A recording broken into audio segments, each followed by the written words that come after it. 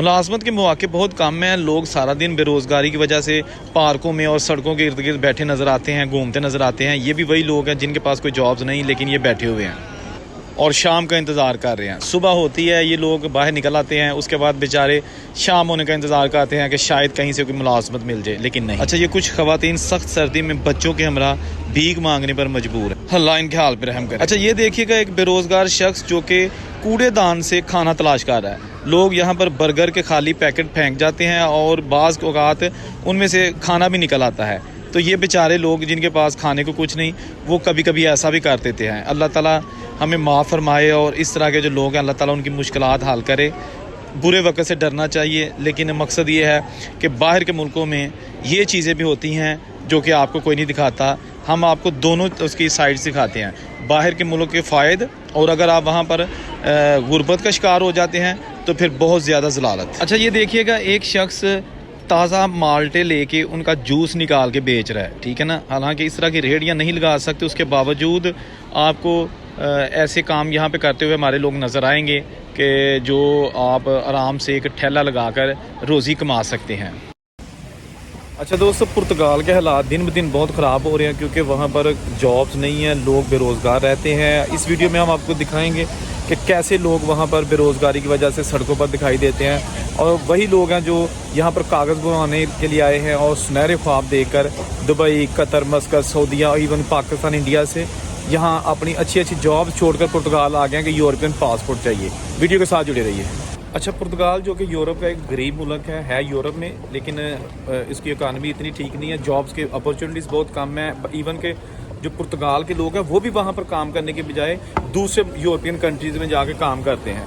तो आजकल हालात वहाँ पर ये हैं कि तमाम लोग जो है ना वो कोशिश कर रहे हैं, दौड़ में लगे हुए हैं कि किसी तरीके से पुर्तगाल चले जाएं और कागज़ बनवा लें, पासपोर्ट बनवा लें। मैं बहुत सारी ऐसी फैमिलीज़ को जानता हूँ जो सब कुछ छोड़ के अब वापस जाना शुरू हो गई हैं पुर्तगाल से, क्योंकि वहाँ पर लोग भूखे मरना शुरू हो गए थे, बेरोज़गारी इतनी ज़्यादा थी।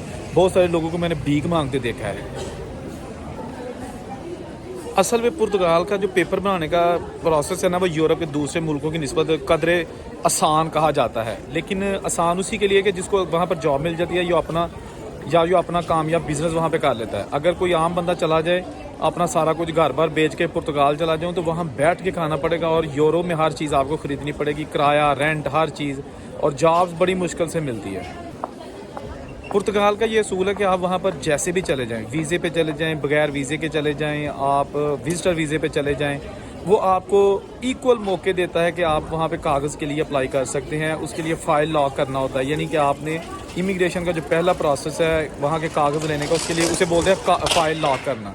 तो फ़ाइल लॉक करना होती है वहाँ पे। उसके बाद फिर अगला प्रोसेस चलता है, जो कि अलग से मैं डिटेल से वीडियो उसके ऑलरेडी भी बना चुका हूँ। उसके बाद क्या होता है कि आप वहाँ पर जब फाइल लॉक हो जाती है तो आपने कम से कम वहाँ पर 18 महीने या 2 साल रह कर काम करना होता है। और काम ऐसे ही आपने करना होता है कि आप शो करना है कि जी आप काम कर रहे हैं, उसके लिए आप टैक्स देते हैं। बेशक आपके पास जॉब है या नहीं है, लेकिन गवर्नमेंट को हर महीने आपने टैक्स शो करना है, जो कि 250 से 300 यूरो एक महीने का है, ठीक है ना।